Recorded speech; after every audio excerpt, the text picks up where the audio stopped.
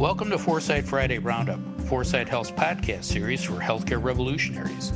Outcomes matter, customers count, and value rules. Hello again, everyone. This is Dave Burda, news editor at 4sight Health. It is Friday, March 4th. Man, woman, Putin, Putin, Putin. Think about it. On today's episode of the Roundup, we're going to think about patient safety.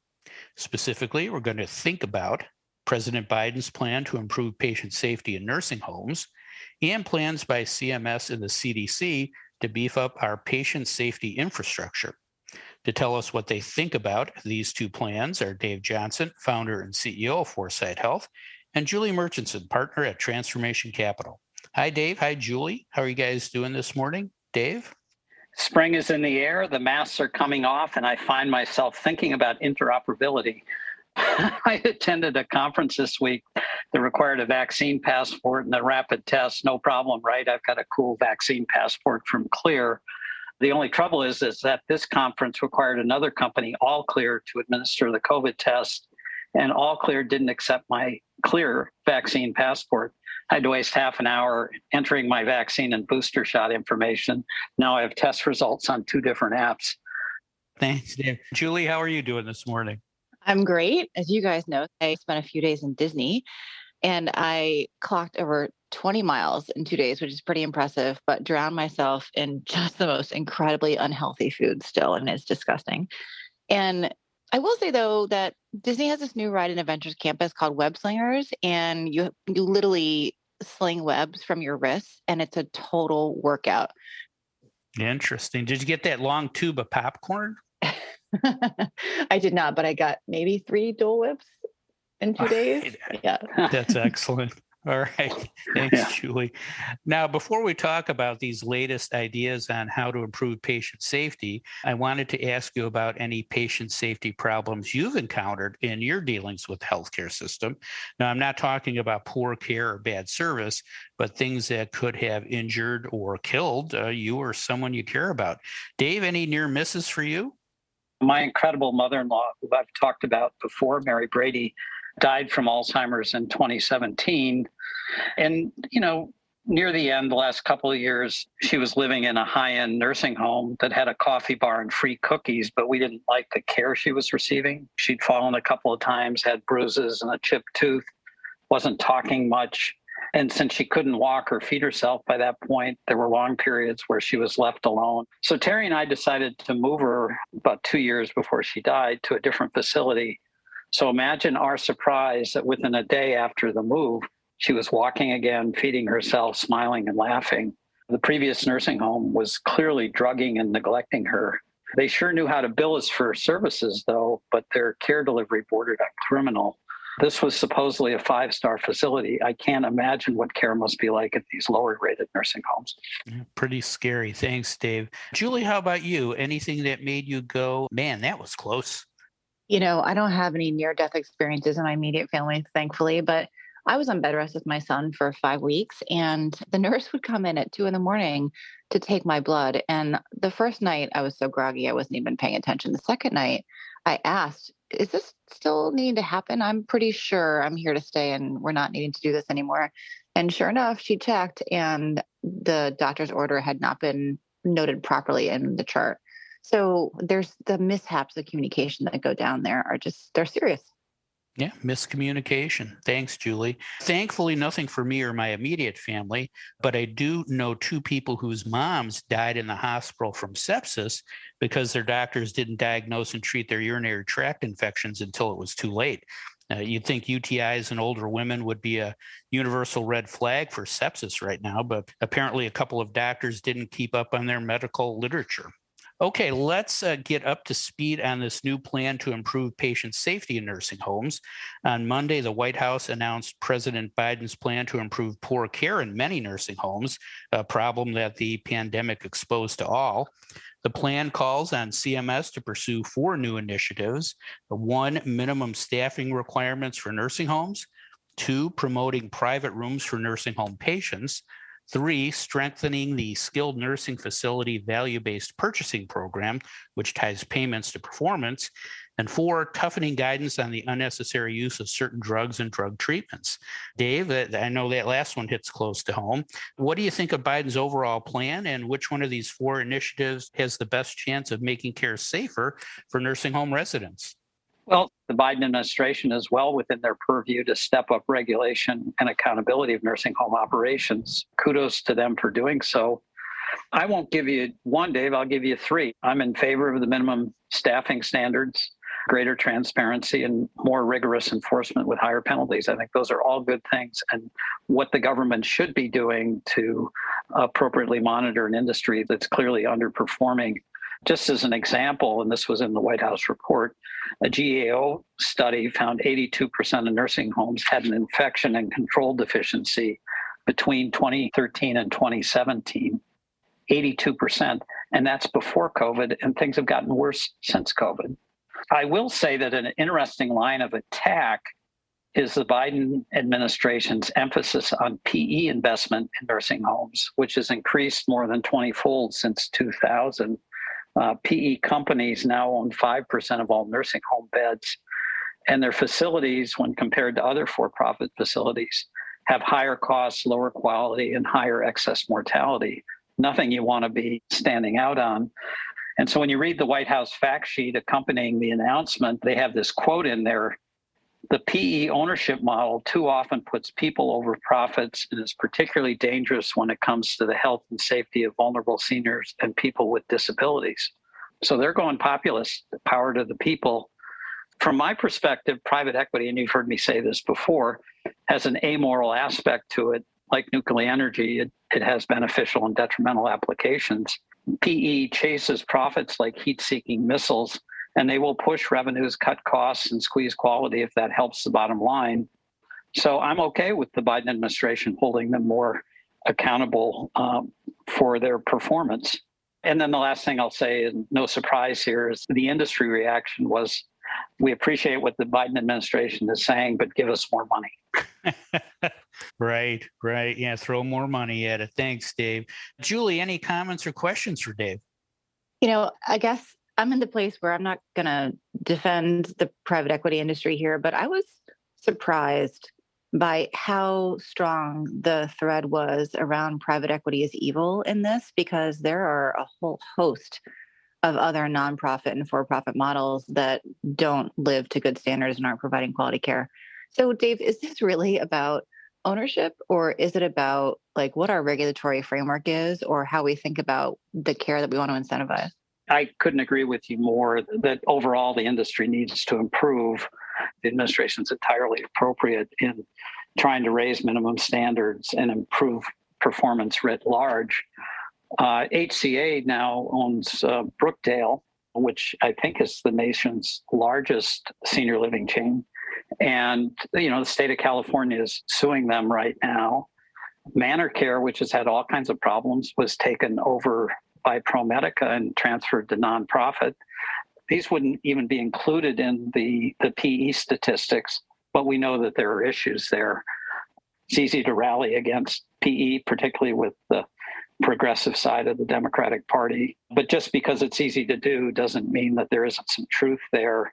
There isn't an amoral quality to PE investing. I mean, if they see opportunity in value-based care, they're in with both feet, and thank God for it. But if they see opportunity in value-depleting care, they also get excited about that and are in with both feet. Got it, Dave. Thank you. Now let's talk about this new patient safety strategy called for by CMS and the CDC.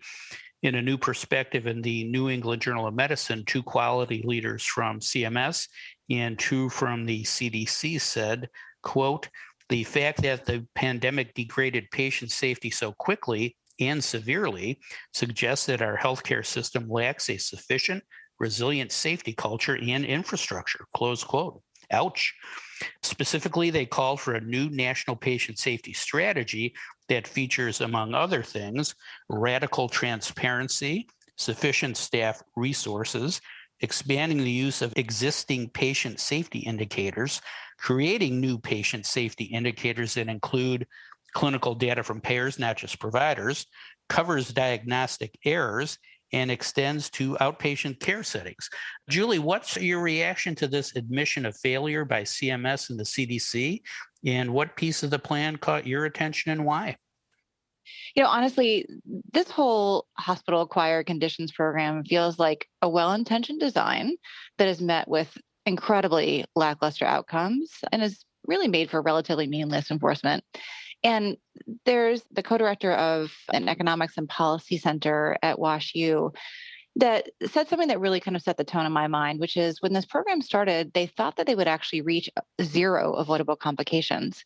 But that hasn't been the case despite, good effort on the part of many hospitals involved. So when you understand that, and you understand that this program effectively penalizes the top quarter of hospitals that have the most violations or issues, then it makes sense. Like there's a threshold here that is kind of fake, and hospitals sort of float in and out of the penalty zone, so to speak. So the federal government's penalized 764 hospitals for having the highest numbers of patient infections and potentially avoidable complications. And these hospitals are among, I don't know, there are 36 of them or so who are also rated best in the country in Medicare's care compliance website. They have 5 stars. And these are hospitals like Cedars-Sinai in LA, Northwestern in Chicago, one of the Clinic Cleveland hospitals in Ohio, a couple Mayo hospitals in Minnesota and Phoenix. I mean, these are brand names we know who have these issues. And as I've really looked at everything that's going on here, these hospitals are not necessarily investing in state-of-the-art surveillance systems to know every single issue they have. And they're also quite conflicted in terms of reporting. It's not in their best interest to report. They do lose money, even though I think the amount of money that they lose, which is like, I don't know, something like 1% of Medicare payments over 12 months, doesn't seem to be a lot to some of them. And there's no longitudinal tracking, over time. So it's a given time period. And like I said, if you're in that top quarter of have the most issues, you get penalized. So the program's just really at the end of the day not working. And, I come back to if we really focused on rewarding what we want out of care instead of developing these penalty programs that create this kind of fake way of penalizing hospitals, even though you think there's an incentive there, it doesn't quite work out well for these hospitals. Yeah, definitely not strict enough. Thanks, Julie. Dave, any comments or questions for Julie? The first thing that alcoholics have to do if they want to recover is admit they have a problem. And so in that regard, I think the authors of this report are being courageous and accurate in sort of calling this out. I heard Dr. Fleischer, the article's lead author and the current CMS chief medical officer, speak on this specific topic at the conference I attended this week. He's impressive. And Fleischer emphasized the structural breakdowns in patient care delivery and the need to build more resilience into systems that enhance patient safety. Julie, this feels like an opportunity for digital tech to increase monitoring, assure compliance, and relieve caregiver burden. Do you agree? And if so, what does that look like? So any opportunity for digital seems like a good one these days. In this case, I'm not sure there's enough money at stake to make this a big market, honestly. So if you're looking at it as a real-time or retrospective view of what's gone wrong. So I come back to, you really want digital to be looking at how do you actually help support doing what's right? Yeah. And there are plenty of, I think, new innovations out there that are building on top of the EMR to automate care pathways, automate what we would have called decision support back in the day, but is a new way of thinking about that concept. It enables communication patterns that can actually really be supported in workflow, and they could capture these issues along the way as they happen and actually document them in real time in a way that could support these organizations to learn and grow from them and not put them in the penalty bucket, if that makes sense. Interesting stuff. No, I think we have the tools to improve patient safety. It's just that we lack the will, I think. Philosophically, I lean toward market innovation and away from government control, like we all do. But when you blow your chance at self-regulation, and I would include private accreditation in that, you invite government regulation. Great discussion. Now let's talk briefly about other big stories this past week. Julie, what other healthcare news should we have paid attention to? Well, I was struck by an NPR story this week on transgender challenges, particularly in the state of Texas. Just massive depression, anxiety, mental health consequences from state law that is, preventing this population from really pursuing what it believes to be critical to its identity. It's such a reminder that we have a long way to go to really understand how people present as people and in health. And we've got some states that are not figuring it out. Yeah, couldn't agree more. Thanks, Julie. Dave, what other healthcare news was on your homepage this week? Now, I used to say above the fold, but someone who doesn't read newspapers anymore asked me what that meant. So we'll go digital. What's on your homepage? They did not. That's funny. I also pay their college tuition. So there's a hint. Julie, just on your comment, another reason to mess with Texas as far as I'm concerned.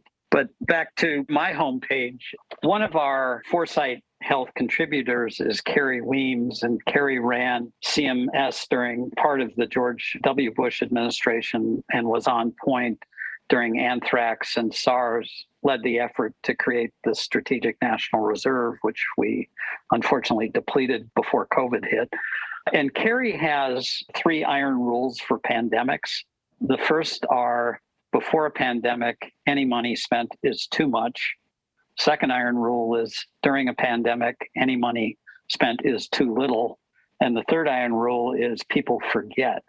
So with that as background, I just wanted to highlight what Gavin Newsom is doing in California, trying to think about life after COVID and living with the threats of pandemics probably in more fundamental ways, and what the state of California needs to do to get ready. I hope we see that type of forward thinking replicated in other parts of the country, and maybe even by the federal government, because it's not like we're never going to have a pandemic again. Thanks, Dave, and thank you, Julie. That is all the time we have for today.